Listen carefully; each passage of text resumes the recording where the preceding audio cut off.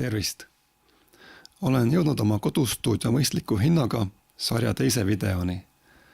Kuigi videokaamera enda mikrofon ajab enamasti asja ära, siis kodustuudios peab ikkagi olemas olema üks korralik stuudiomikrofon, nagu see siin.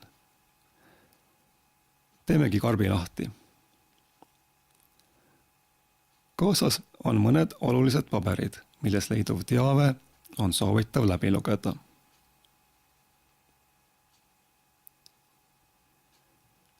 Siin selle sees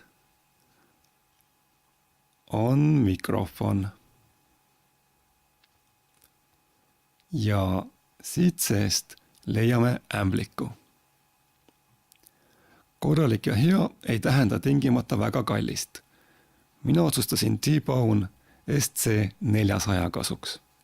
See on suurepärane kondensaatormikrofon väiksemasse kodustuudiosse just kõne, laulu ja akustiliste muusikariistade tarbeks. Nagu näha, on mikrofon hästi pakitud. Igatahes kõik jätab soliidse mulje.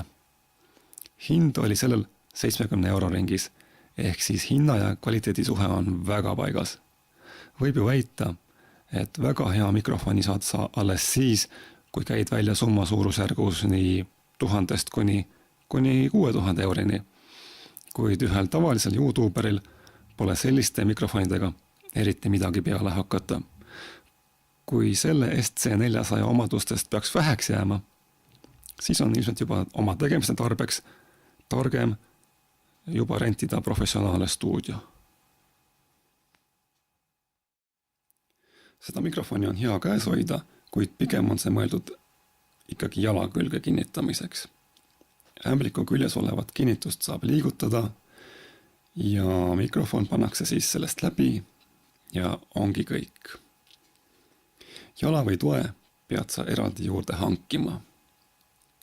Mida peaks kondensaatormikrofonide puhul meeles pidama?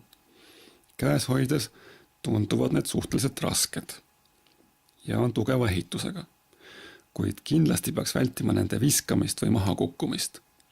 Samuti väldi väga kõvade helide ja häälte lähedalt salvestamist. Mikrofon on eriti tundlik ja selle sisu ei kannata sellist kohtlemist. Üks asi, mida sa pead kindlasti veel teadma. Selle kondensaatormikrofoni kasutamiseks on vajalik lisatoide pluss 48 volti.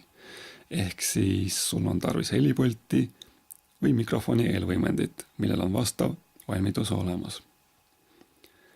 Aitäh vaatamast ja kuulmiseni!